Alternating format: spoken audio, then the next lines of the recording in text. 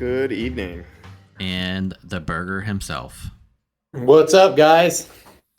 And we are talking Cyclone and Atom Smasher, which I guess we'll just get right into it because Zubaz has a lot of lore to cover. So, And he seemed pretty amped up about it too. yeah, in our chat, which unfortunately Hawkeye couldn't be here because it sounded like there was going to be a little bit of a disagreement on that. He says that there is. I guess you want to start with Atom Smasher because he's the one with, according to Zubaz, he has a substantial arc in John's JSA. According to Hawkeye, yeah. I mean, we could start with Atom Smasher because he has been around for a minute. I guess he was started in the '80s, and he was for a long time. He was Nuclon or Nuclon, but he's supposed to be a relative godson of Al Pratt, who was the first Atom, the Golden Age Atom. And then he's in Infinity Inc. He's kind of in the Justice League, and he doesn't get known as Atom Smasher until Kingdom Come, which Kingdom Come is, everybody kind of knows Kingdom Come. It was such a huge deal at the time. And they still don't do anything with him. He gets a cool new design. You've got Ross painting him. He's awesome. And it's not until Jeff Johns needs to put together his like bizarre retro Justice Society of America in kind of like, 2000s, 2010s that we get anything with Atom Smasher. And he has some cool character moments in that Jeff Johns run. That's what Hawkeye is referring to. If you are looking for Atom Smasher like lore or character development, that's where you're going to go. But beyond that, I mean, that's really all he does. And then once they finish that run, he's done nothing for like the last decade. And the only reason that he's in the game is because he's in the new Black Adam movie. That's the JSA that they are putting together for this film. Now, obviously, Jeff Johns has a big say in kind of how these movies play out. He usually has a producing credit, that kind of thing. And so that's where we're getting these like JSA characters from. My guess, this is 100% speculation, but my guess is they are purposely picking these relatively obscure characters for this movie because they don't appear in any other media, and because that way like fans don't get all up in arms like, oh, how could you do this to Atom Smasher? Nobody cares about Atom Smasher. So I think that covers it for Atom Smasher. If you want to read him in the JSA. He's a guy that can get really big, and I think that they did a good job making his kit of a guy that can get really big. Gotcha. Yeah, I don't know anything about him. The only reason I had any like inkling that he was a DC character even was because of the movie. So yeah, I had no idea. Like the last thing that I really remember reading him in, like he was in DC. What was it? The zombies that they had, the zombie storyline, and right. At the beginning, Deceased, Deceased. Like he was kind of like in it, like a little bit, kind of prominent. And then all of a sudden, Black Adam flew through him, and he ended up turning into the undead. And becoming problematic because he was so big. But I agree. I mean, I think, for how you usually look at what happens to these characters that kind of grow in size, I think they did a good job of kind of building the kid around what you usually see like their strengths and weaknesses being. But outside of that, like I don't know a lot about the character. His art is a little, I can't decide if I like it or not. I mean, I don't know why he can't stand up and just have his head out of the screen for certain attacks and stuff, but I will say one thing that I am thrilled about with the art, and this is something that we saw them do. I want to say the first time they did it was in December with Tempest and Aquagirl Tula, is they are giving them two costumes that come from the comics, as opposed to a basic costume that's like their classic thing, and then a legendary costume that they just kind of have to make up. So what you see in game, they did a wonderful job. Atom Smasher, his basic skin is his Nuclon skin. Like when he was Cyclotron and Nuclon, and that's what he looked like when he had the mohawk and the face paint and that sort of stuff. And then when you upgrade him to legendary, that's when you get this new Atom Smasher skin that was basically designed by Alex Ross. And so I think that that's a really cool thing that they're doing, and I hope that they can continue that, at least when there's a character that lends itself to that. Yeah, I gotta say the art has really been significantly better over the last, I would say, year. Yeah, for sure. Just lots of really good art. There hasn't been much I haven't liked. Burger, on the kit, just as a character, how do you like him overall as a character? I really like his 5, where, if a teammate's hit, he uses his colossal punch. It ignores awareness, and, I've had it, granted, I haven't been able to play with him a ton just because it was raids when he came out. But, probably 30, 40 matches with him. I've probably had it 5 or 6 times where he's gone against a Black Flash and they've hit that. You started off with their AoE, then he nukes them right after that. With that, now granted, this is L5 to L5, so it's not like he's out there punching above his weight class like Granny did last month. But he's doing. I really like that move, and I really like how he kind of goes after them. His 3 does pretty well, and hits pretty decent at times. I like how he kind of stacks up, but he's not stacking up enough of like the empowered strength ups generally to be able to do things quickly, especially for my gameplay, and wanting just to go out there and hit hard right away. But I mean, so far I like him. Like I haven't been brave enough to use him in a lot of Siege matches.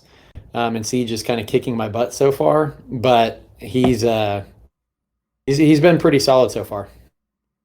I watched some of your videos, and he looked like he did. He looked more fun than I was expecting. I think I'll probably take, I've been slow gearing lots of characters, but I have a decent listing of slow gears, so I think he's one I'm going to take up right away as soon as his sale hits, just to mess around with him, because he looks like he's fun. Just an interesting character. Now, I did see you post something about his stamina ups not working, Zubaz. Yeah, this is something that I got from Tootie.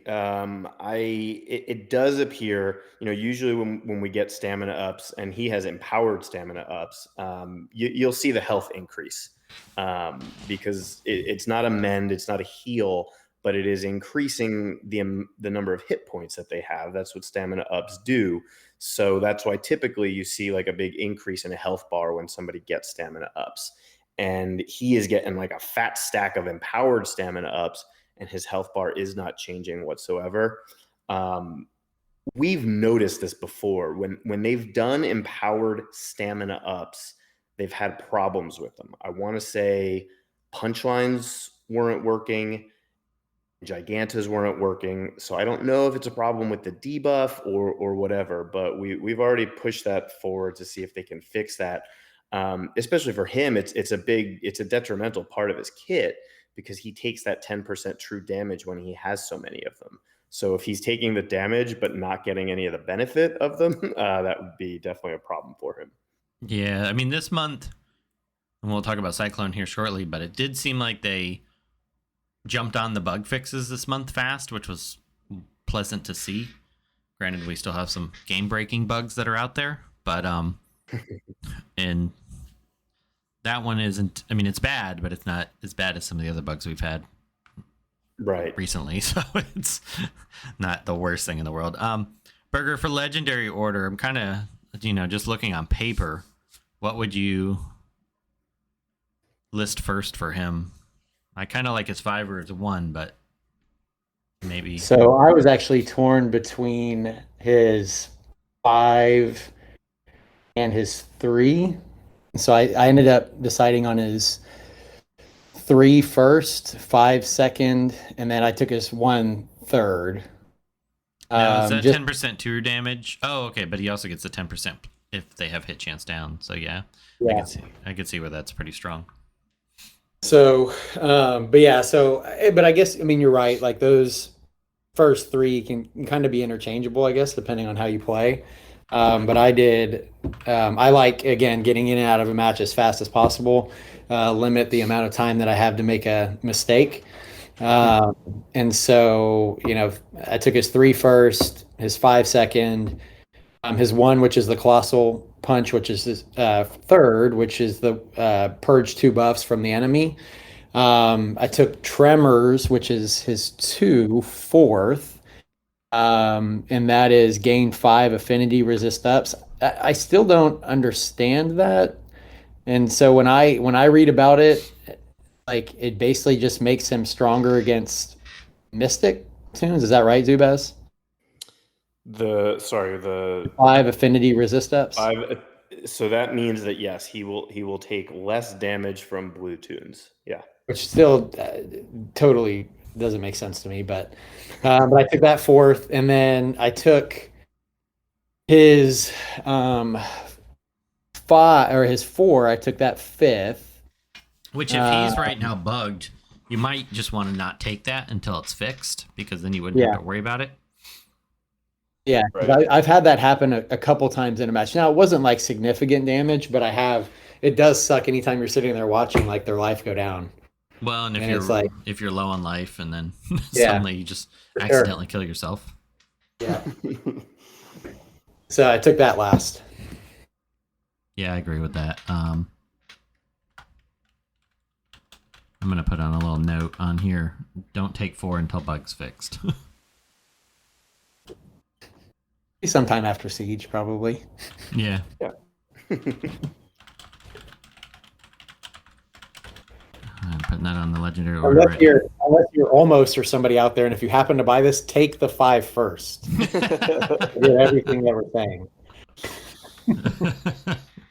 Oh man, poor almost. Almost, but not quite. All right, now to the tune who has the richest of lores, Cyclone. So I want to shout out somebody on Reddit, and I don't know this person, but it's user JohnRevenge, and my recommendation to you guys would be to try to get JohnRevenge on the podcast at some point over the next month, because several times within the last 5 months or so, JohnRevenge has commented that Cyclone is his favorite DC character. And I remember seeing it for the first time, and my mind was so blown by that. Like, to me, and like, again, maybe JohnRevenge is the greatest guy in the world. I have no idea. But that is like the equivalent of like the backup long snapper for your favorite football team is like the jersey that you go out and buy. Like I cannot stress like how obscure it was. And yeah, like everybody's got their preferences and stuff. But like to pick somebody so D-list, E-list, and be like, yeah, that's my favorite character. Like it absolutely blew my mind. And then when we got the announcement that Cyclone was coming to the game, I was just so happy for JohnRevenge. I was just like overjoyed that this guy, who probably 3-4 years ago, never in a million years thought Cyclone would be in the game, lucked out because Cyclone is in the new movie and therefore made it to the game. Cyclone was not even a real character until Kingdom Come, when they needed to design. So Kingdom Come, again, is it's an Elseworlds tale. It's like set kind of in the future and stuff, and they needed to design the new Red Tornado. And so they just have in the background, like obscurely in the background, this young girl with red hair who becomes the new Red Tornado. And it wasn't until Jeff Johns is again putting together his like weirdo JSA that he's like, yeah, like I don't want to screw with all of the history that we've had. Let me create some new characters. He's like, let me just pick this, essentially an extra from Kingdom Come, and turns her into a full-fledged character, which is good for him. I mean, I appreciate making new characters. But beyond that, I mean, she has such a limited run. I think her total appearances in DC Comics is like under 100 for sure. And so her whole deal is she is the granddaughter of the original Red Tornado, Mahunkel, not like the robot Red Tornado, Mahunkel. And she gets kidnapped by Tio Morrow, gets injected with the android stuff, and it eventually just gets superpowers. And so her whole thing, she's very good friends with Stargirl. I was a little disappointed that she didn't have some better synergy with Stargirl in the game. She's kind of obsessed with Stargirl. And then what the game really seized on is her one character trait is that she's obsessed with the Wizard of Oz. She kind of patterns her look off the Wizard of Oz. You get this synergy between her name, Cyclone, and the tornadoes from the Wizard of Oz. And then if you could see in the game, every single skill she has is named after Wizard of Oz references. So, maybe JohnRevenge is a big Oz fan. I have no idea. But that is like all you need to know. And again, if you want to read anything about her, you read the Jeff Johns JSA stuff. Personally, I would just go read Kingdom Come and see if you can pick her out, and you're going to get a much better story. Her Wizard of Oz outfit is both weird and oddly hot at the same time. I'm on board with that. Basically from like the waist down, because I think the thigh-high socks are awesome. The pointy witch hat and her face, I'm not a fan of in this game. And also on another note, I found JohnRevenge on here, and I have to say he is legit. I was impressed when you said that was before she was announced. He was excited, yeah. And I'm looking at his post history, and I was kind of skimming through it, and I see lots of posts like in DC forums and different places of him talking about Cyclone. So yeah, he's totally consistent about it. Like, this is not a weird thing where he's like, I'm going to make this month about me and DC Legends. Like, no, this is this guy's thing. Maybe he also is into thigh-high socks. I have no idea. But again, I'm really happy for him. I would love for you guys to get him on the show and to like ask him, like, what is your deal, man? Is it redheads? Is it the Wizard of Oz? Is it wind? Tell me what you got going on here. JohnRevenge, if you are listening to this, you have an open invitation to one of our episodes this month.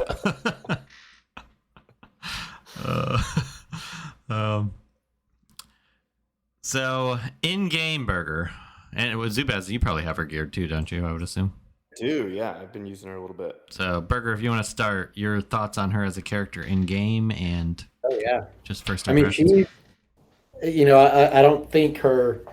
I'll just leave it. I don't think our kit's working the way it's supposed to right now. But I don't want to say anything. Like, I definitely don't think it's bugged.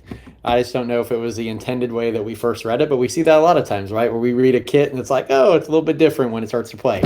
And so I will just say this: like in Siege, I wish I would have had more of like the back row lead teams at the beginning of Siege on the bot teams, because she just wrecked them.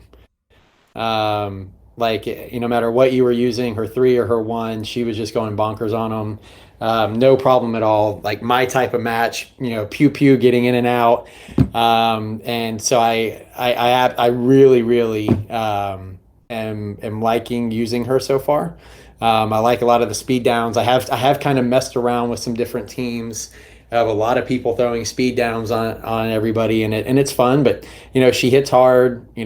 Has some pretty strong utility, as well as like helping out like her team and being able to have a targeted damage immunity.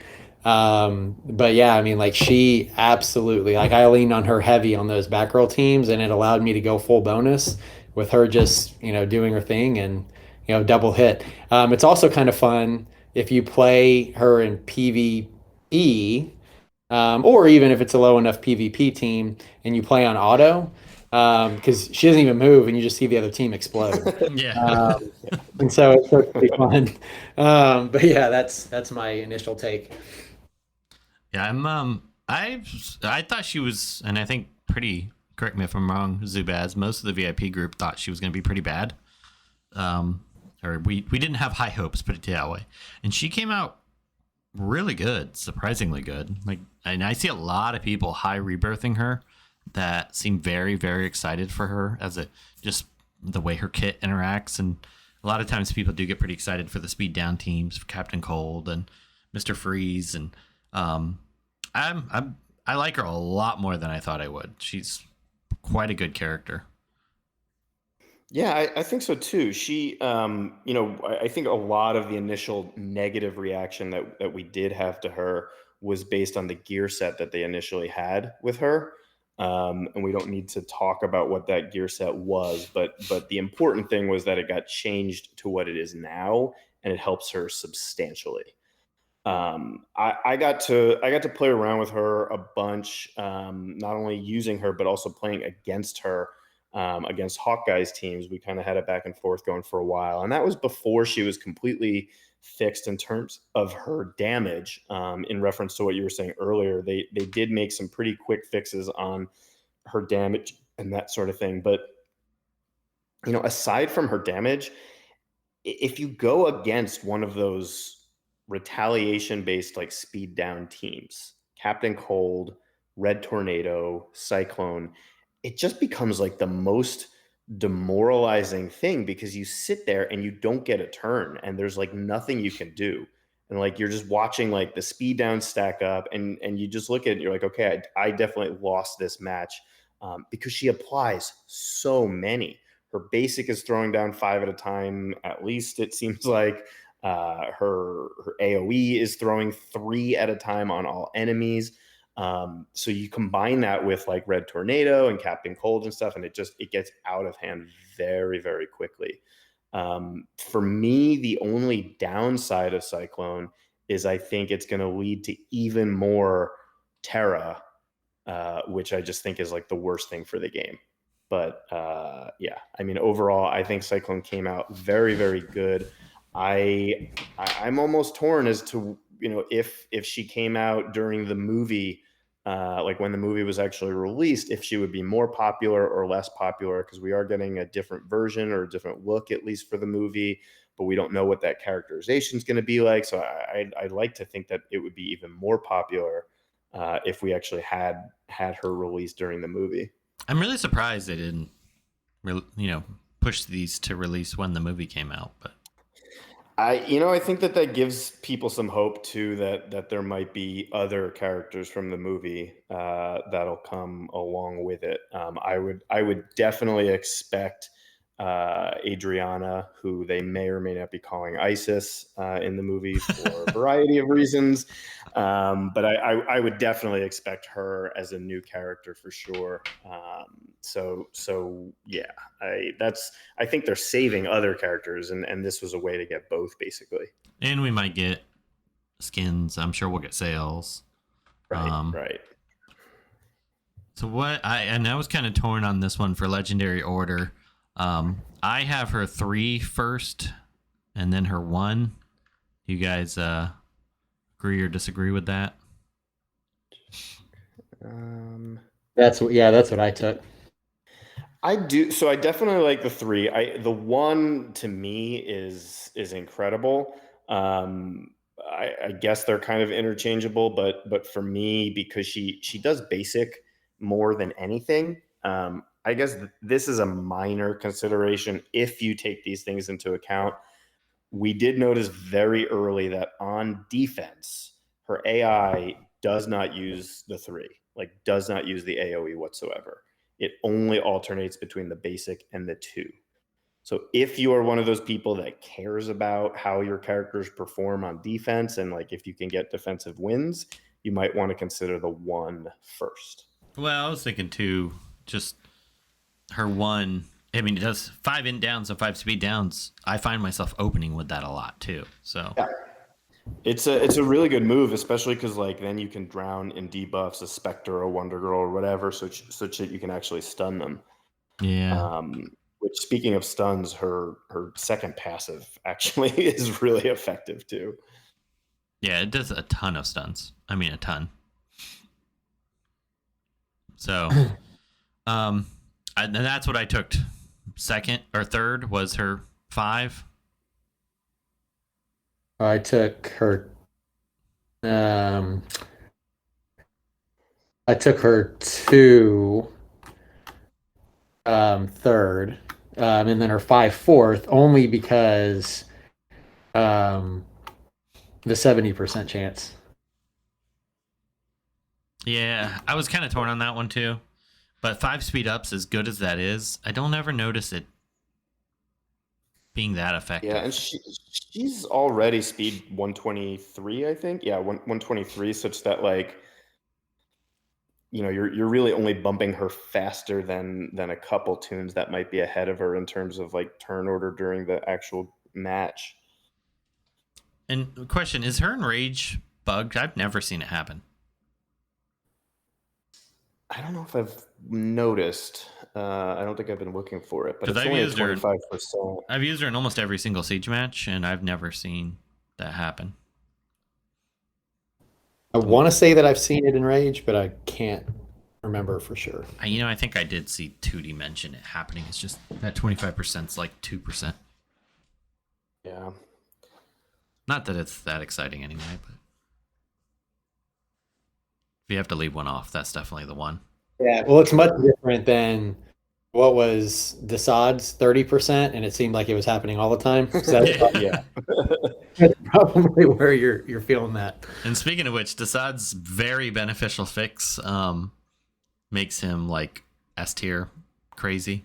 He's so ridiculous right now. Yeah, I've run into him a couple times in Siege already. It's really annoying. He definitely fixes terror right now. So, I mean, I even think when he's working properly, he'll be obscenely good still.